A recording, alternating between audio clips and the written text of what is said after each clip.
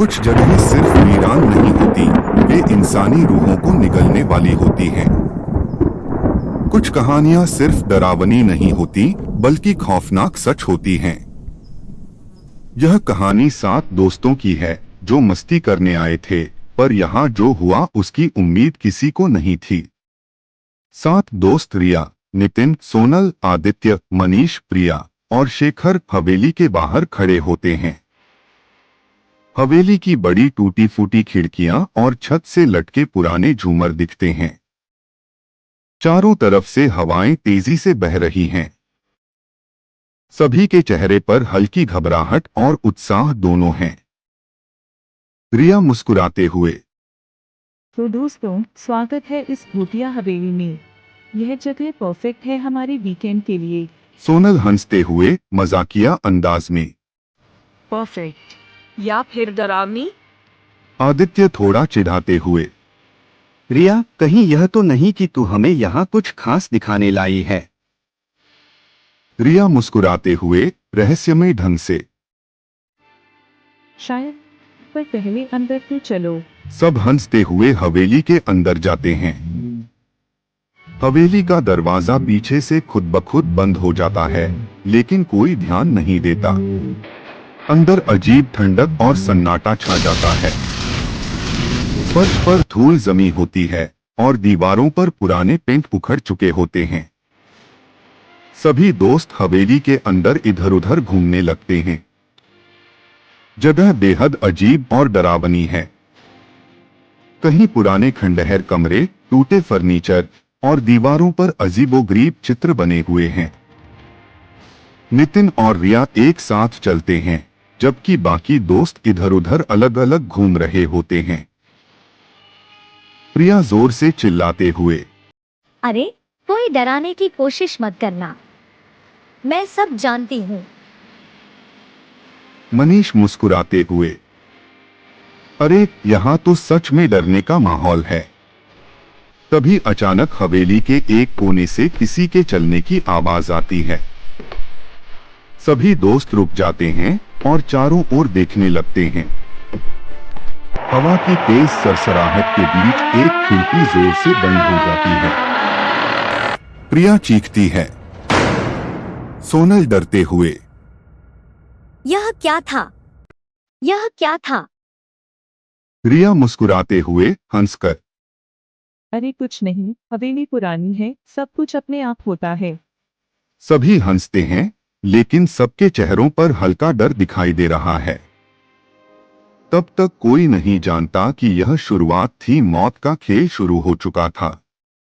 सभी दोस्त एक बड़े कमरे में जमा होते हैं, जहां हवेली का सबसे बड़ा झूमर लटका होता है।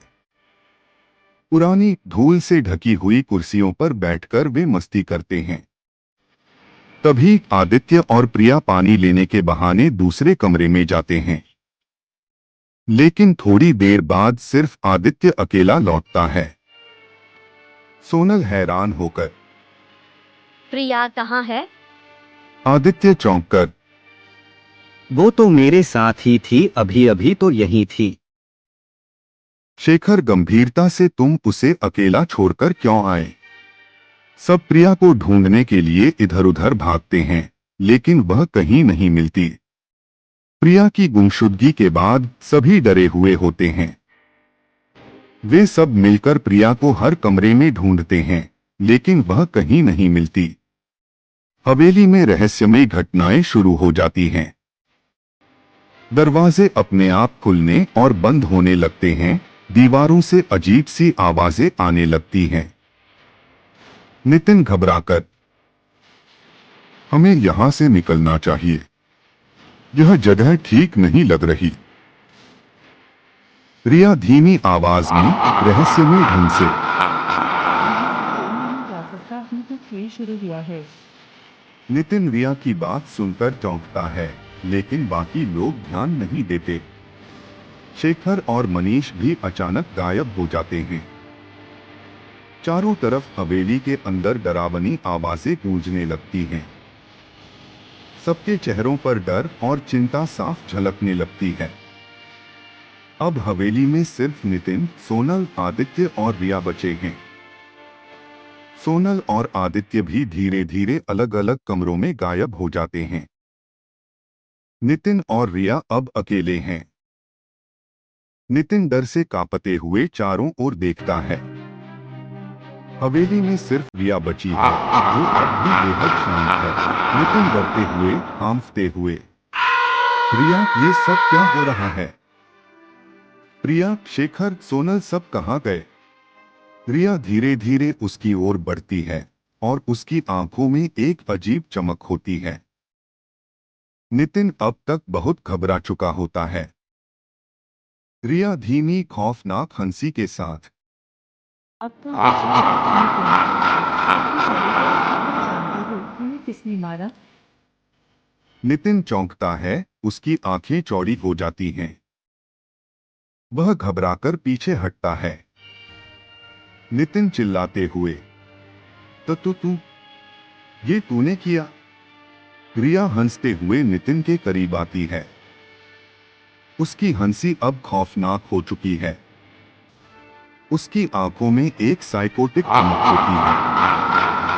रिया धीरे से नितिन के सामने, हाँ, मैं सबको मारा। यह हवेली नहीं, मैं हूँ वो मौत जो उन्हें निकल गई। और अब तुम्हारी बारी है। नितिन सदमे में उसके पांव लड़खड़ा जाते हैं। वह समझ नहीं पाता कि रिया उसकी दोस्त नहीं, बल्कि एक सीरियल किलर है, जिसने सबको मौत के घाट उतार दिया। नितिन भागने की कोशिश करता है, लेकिन रिया उसे पकड़ लेती है। नितिन रोते हुए, चिल्लाते हुए, क्यों रिया? क्यों किया तुमने ये सब? रिया गुस्से में, पागलपन से, मुझे हमेशा से मारने का शौक था, नितिन। और ये हवेली बस एक बहाना थी। मैं सबको खत्म करना चाहती थी और अब तुम भी मरोगे। रिया चाकू निकालकर नितिन की तरफ बढ़ती है। नितिन उसके खिलाफ लड़ने की कोशिश करता है, लेकिन रिया उसे नीचे गिरा देती है। खून की छींटें हवेली की दीवारों पर फैल जाती हैं। नितिन की चीख हवेली में गूंजती है। हवेली के बाहर फिर से सन्नाटा छा जाता है। हवाएं धीमी हो जाती हैं। दरवाजा खुला होता है और अंधेरे में सिर्फ हल्की रोशनी झलकती है। अंदर की दुनिया खामोश और बेजान हो चुकी है। नितिन की चीख हवेली में गूंजने के बाद अब पूरी तरह सन्नाटा है। कुछ समय बाद पुलिस की गाड़ी हवेली के सामने रुकती है। कुछ पुलिस वाले अंदर जाते हैं और धीरे धीरे हवेली के कोनों में फैले खून और टूटे फूटे सामान की जांच करते हैं। सबके चेहरे गंभीर हैं। पुलिस वाले एक एक कर गायब हुए दोस्तों के शव ढूंढते हैं, जिनके शरीर खंडहर में अलग अलग जगहों पर बिखरे हुए हैं। दरवाजे के पास नितिन का शरीर मिलता है। पुलिस अधिकारी गहरी सांस लेते हैं और उनके चेहरे पर सदमा साफ झलकता है। पुलिस अधिकारी एक सिर हिलाते हुए, यहाँ जो कुछ भी हुआ वह बहुत बुरा था। इतनी हिंसा और इन सब का जिम्मेदार कौन? पुलिस अधिकारी दो कागजात देखते हुए, यहाँ सिर्फ एक नाम बचता है, रिया। लेकिन वह कहाँ है? कैमरा धीरे धीरे हवेली के पीछे वाले हिस्से की ओर जूम करता है, जहां रिया अकेली खड़ी होती है, शांत और स्थिर। उसकी आंखों में वही खौफनाक चमक है, जैसे कि उसने अभी अभी अपनी आखिरी शिकार को मारा हो। वह धीरे धीरे मुस्कुराती है और आंखें बंद कर हवेली की तरफ मुड़ती है।